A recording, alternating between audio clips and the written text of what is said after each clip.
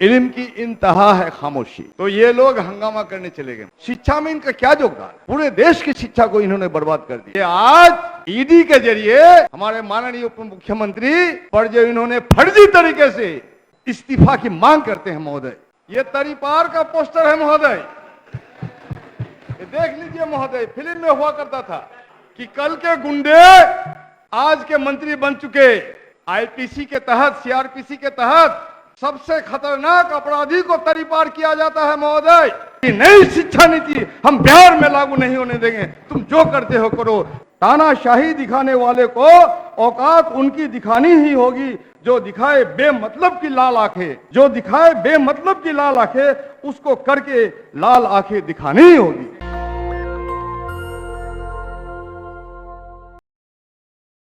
इल्म की इंतहा है खामोशी। तो ये लोग हंगामा करने चले गए महोदय। शिक्षक आंदोलन के प्रति हमदर्दी दिखाने का ये लोग जो घड़ियाली आंसू बहा रहे हैं महोदय, बिहार की जनता जान चुकी है और शिक्षक भी जान चुके हैं। हमारे राम वृक्ष सदा जी ठीक ही बोल रहे थे, कोई शिक्षक इनके आंदोलन के साथ नहीं। ये जितने भी भाड़ा के टट्टू हैं इनके, इन्हीं को लेकर के मुश्किल से 1000 लोगों की जमात थी जो जम के पिटाई हुई है महोदय।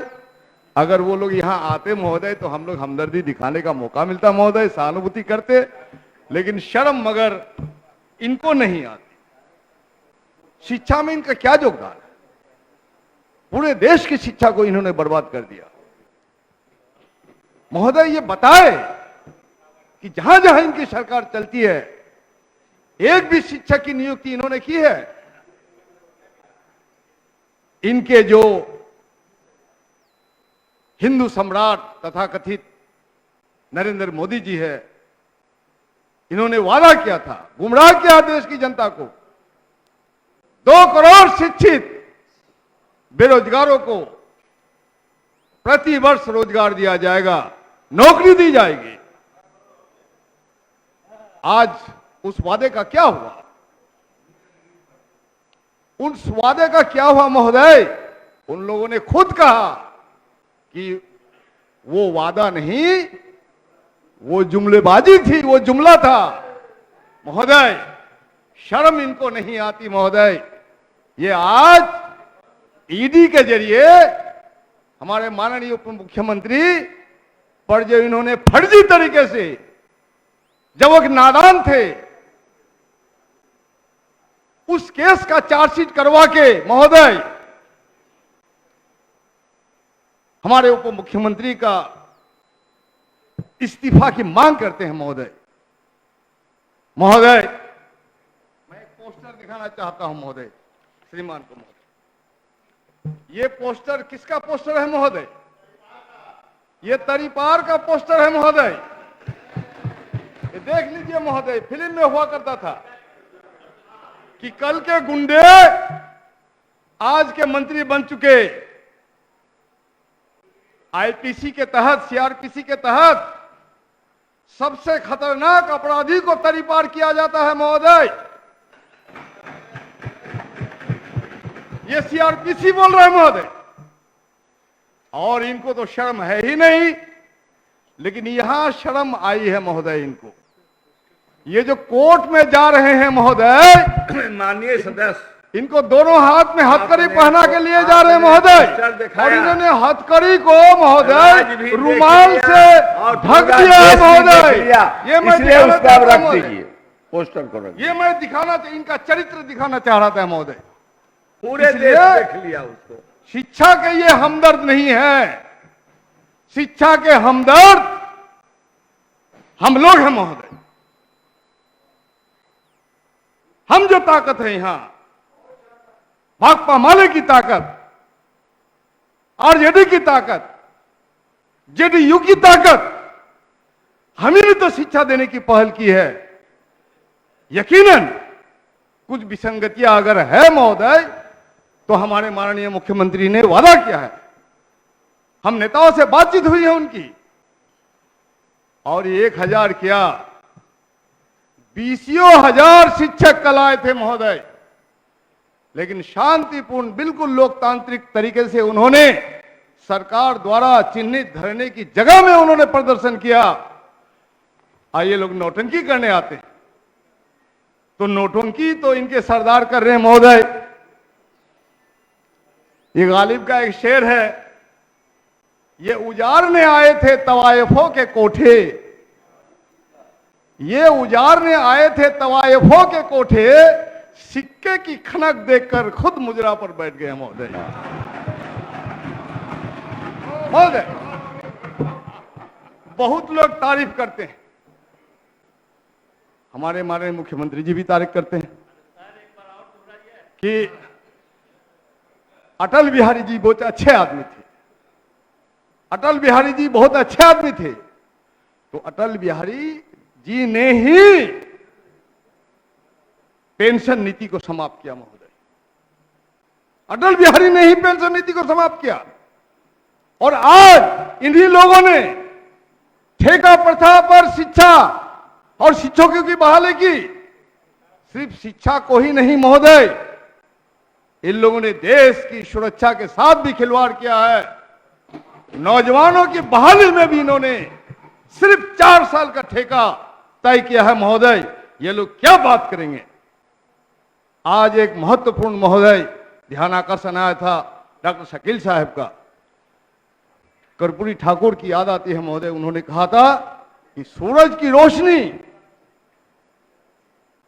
पूरी जनता को ही नहीं तमाम मखलूक को हासिल करने का अधिकार है मुफ्त में, इसलिए शिक्षा मुफ्त में दी जानी चाहिए। और आज शिक्षा की क्या हालत है महोदय, गरीबों से शिक्षा छीनी जा रही है, तमाम शिक्षण संस्थानों को प्राइवेटाइज किया जा रहा है। ठीक ही कहा, हम सलाम करते हैं रामवृक्ष सदा जी को, बेचकर जाएंगे जरूर, पूरा देश को बेचकर जाएंगे महोदय। इसके बावजूद भी इनको शर्म नहीं आती है महोदय।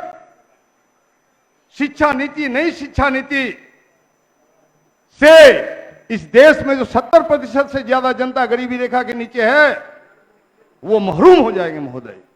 इसलिए हम माननीय मुख्यमंत्री, माननीय उप मुख्यमंत्री से आग्रह करेंगे कि बिहार विधानसभा ने बहुत महत्वपूर्ण पहल, ऐतिहासिक पहल लिया है वक्त वक्त पर महोदय। जब देश संकट में आया है तो बिहार ने नेतृत्व दिया है, इसलिए आज शिक्षा के सवाल पर बिहार को रास्ता दिखाना होगा और बिहार विधानसभा में प्रस्ताव पारित करना होगा कि नई शिक्षा नीति हम बिहार में लागू नहीं होने देंगे। तुम जो करते हो करो, देश से भी खदेड़ने का रास्ता बिहार विधानसभा के संघर्ष से ही शुरुआत होगी। कि शिक्षा विभाग के जो शिक्षा मंत्री है, आज उन्हें जिल्लत का एहसास हो रहा है। शिक्षा मंत्री और शिक्षा मंत्री के प्रिंसिपल सेक्रेटरी के पाठक का जो कॉन्ट्राडिक्शन है, यह कॉन्ट्राडिक्शन पूरे दुनिया में जाहिर हो गई। यह नहीं होना चाहिए महोदय, आज तय होना चाहिए। सुपीरियरिटी किसकी है, लेजिस्लेटिव असेंबली की कि ब्यूरोक्रेसी की? किसकी सुपीरियरिटी तय है महोदय? यह स्थापित हो कैबिनेट सुपीरियर है कि ब्यूरोक्रेट सुपीरियर है महोदय। तो हम बोलने से क्या होगा? माननीय मुख्यमंत्री बोलेंगे, हमारे आदरणीय अध्यक्ष महोदय बोलेंगे। जिस तरह से हुई है महोदय, ये बिल्कुल नाकाबिले बर्दाश्त है। शिक्षा मंत्री का अपमान हम बर्दाश्त नहीं करना चाहते हैं और नहीं कर सकते। साथ साथ आप ब्यूरोक्रेट हैं, आपको भी हम नीचा नहीं दिखाना चाहते हैं, लेकिन आपने ब्यूरोक्रेसी का रास्ता अपनाया है अगर, तो आपको लेजिस्लेटिव असेंबली और उसके कैबिनेट के मातहत में सब्जुगेशन में रहना होगा। This is established fact. वरना वो कहते हैं ना, तानाशाही दिखाने वाले को औकात उनको उनकी दिखानी ही होगी। तानाशाही दिखाने वाले को औकात उनकी दिखानी ही होगी जो दिखाए बेमतलब की लाल आंखें, जो दिखाए बेमतलब की लाल आंखें, उसको करके लाल आंखें दिखानी ही होगी। तो इस देश में और इस प्रदेश में street vendors, protection of livelihood and regulation of vending 2014 का एक एक्ट बना है महोदय। और माननीय मुख्यमंत्री भी 2005 में आने के साथ ही घोषणा किया था कि प्रदेश के तमाम फुटपाथ के दुकानदारों की सुरक्षा और संरक्षण का हम वादा करते हैं। इसके बावजूद भी जिस तरह से, जिस बेरहमी से स्ट्रीट वेंडर्स को उजाड़ा जा रहा है महोदय, उनकी धन संपत्ति को लूटा जा रहा है। ये बगल में देखिए स्ट्रीट वेंडर्स, यहाँ न्यू मार्केट है महोदय, वहां मैं बैठ के रहता हूं रात 10 बजे तक। जिस तरह से नगर के पुलिस वहशियाना हरकत करते हैं महोदय, वो नाकाबिले बर्दाश्त है। हम संरक्षण चाहेंगे माननीय उप मुख्यमंत्री का। कभी उन्होंने भी दुग्ध मार्केट को बचाने के लिए आंदोलन में हिस्सा लिया था, बड़ी बारिश में बैठकर उन्होंने आंदोलन को नेतृत्व किया था। हम लोग भी कहते हैं महोदय कि वैकल्पिक व्यवस्था किए। अब मैंने उनको साफ कहा था कि व्हाइट लाइन के पीछे बैठ के रहते हैं। ये हिंदुस्तान है महोदय, हिंदुस्तान अचानक झटके से यूरोप नहीं बनेगा महोदय, जापान नहीं बनेगा। और यूरोप नहीं बना, जापान नहीं बना, इसका जिम्मेदारी फुटपाथ के दुकानदारों पर नहीं है महोदय। इसलिए फुटपाथ के दुकानदारों को, जो फुटपाथ पर स्ट्रीट के वेंडर्स के किसी कोने में खड़ा होकर के चलायमान अवस्था में बैठकर अपना ठेला लेके हुए दुकानदारी करते हैं महोदय, उसको संरक्षण होना चाहिए, उसको सम्मान मिलना चाहिए महोदय। ये महोदय उजाड़ा जा रहा है गांव में और शहरों में महोदय, हजारों की संख्या में उजाड़ा जा रहा है महोदय। क्यों उजाड़ा जा रहा है? किसने आपको इजाजत दी? किसी को पूछना नहीं है, ब्यूरोक्रेसी का दोष दिखाते हैं आप। कुछ अवांछित बातें हैं, मैं यहां कहना नहीं चाहूंगा महोदय। इसलिए superiority of politics must be established महोदय। यहां कोई पूछ नहीं है, विधायक से कोई जरूरत। हंगामा हो तो विधायक को बुलाइए, कोई राइट होगा तो विधायक को बुलाइए, कोई परेशानी होती है तो विधायक को बुलाइए। लेकिन इंप्लीमेंटेशन में जो कोई दिक्कत आती है, जनता की परेशानी है, उसमें विधायक को पूछने की कोई जरूरत नहीं करना चाहते हैं। ये महोदय बिल्कुल नाकाबिले बर्दाश्त है। ये महागठबंधन की सरकार है, ये गरीबों की सरकार है, ये पिछड़ों की सरकार है, ये दलितों की सरकार है। और इन्हीं सरकार में महोदय, इन्हीं फुटपाथ के दुकानदारों को संरक्षण देने का सवाल करने में मुझ पर महोदय एक बारसोई में और एक पटना में एक मुकदमा हो चुका है, दो मुकदमा हो चुका है महोदय, दो मुकदमा हो चुका है महोदय। हम गिड़गिड़ा नहीं रहे महोदय, हम गिड़गिड़ाने वाले लोग नहीं हैं। वो तो गिड़गिड़ाने वाले लोग अभी है नहीं। इनकी अंधभक्ति अचानक नहीं हुई है महोदय। ये आप हम समझते हैं अंधभक्ति अचानक हुई है, नहीं। इनके जो रूमानी इनकलाब की शुरुआत करने वाले जो वीर सावरकर थे, जब बाद में इनको एहसास हुआ कि हमारा हिंदुत्व का राज स्थापित तब तक नहीं होगा जब तक हम अंग्रेजों की गुलामी कबूल नहीं करेंगे, जब तक अंग्रेजों की मुखबिरी नहीं करेंगे, जब तक अंग्रेजों का तलवा नहीं चाटेंगे, जब तक अंग्रेजों का वजीफा नहीं खाएंगे। वहां से महोदय इन्होंने हिंदू राष्ट्र के अंशभक्ति में इनको जब लगा कि इनकलाबियों का दबदबा बढ़ रहा है, इनकलाबियों का रुतबा बढ़ रहा है और इनकलाबी बरतानवी हुकूमत की सत्ता को छीन के अपने हाथ में ये लोग लेना चाहता है, तो इन्होंने महोदय सावरकर महोदय ने, सावरकर का नाम लिख लेने से रुक है नहीं महोदय। अब क्या कहा जाए? ये शिक्षा दीक्षा की बात है, पढ़ने लिखने की बात है। पढ़ना लिखना होला करना नहीं है इनको तो दंगा करवाना है, फसाद करवाना है। गुजरात जैसे दंगों की लहरों पर सवार होके इसने अपना इमेज चमकाया महोदय। इसलिए उस वक्त लोग चिट्ठी लिखा करते थे अंग्रेज की महारानी को कि अगर आपके हाथ से सत्ता फिसल जाती है तो फिसल जाने से पहले आप इस देश का राजा, जो नेपाल का राजा है, नेपाल के राजा को अपना सत्ता सौंप दीजिए। क्योंकि नेपाल एक हिंदू राजा है और हिंदू राजा हमारा भारत का राजा होगा, हमें ये कबूल है। लेकिन ये क्रांतिकारियों का राज बने, ये कबूल नहीं। ये अंधभक्ति है महोदय, ये डॉक्यूमेंटेड है महोदय, ये हिस्ट्री है महोदय। और ये हिस्ट्री सुनने की इसकी ताकत नहीं है महोदय, इसलिए भागे हुए हैं। अरे यहां मुकाबला करके भागते, अपना तथ्य पेश करते। मैं जो लगा रहा हूं इल्जाम, अरे चलिए सावरकर के वारिसी से ही औलाद कहने से दिक्कत होती है। मैं तो अपने आप को भगत सिंह की औलाद कहता हूं, मुझे खुशी होती है, छाती चौड़ी हो जाती है। हमारे साथियों ने भी हमें नसीहत दिया। आप माननीय सदस्य, आप बहादुर हैं, इसलिए बहादुर के ही नाम लेते हैं।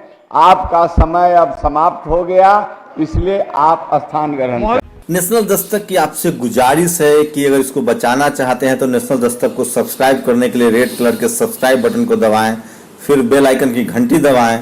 नेशनल दस्तक को बचाने के लिए बहुत जरूरी है कि हर खबर को शेयर करें, लाइक करें, कमेंट जरूर करें।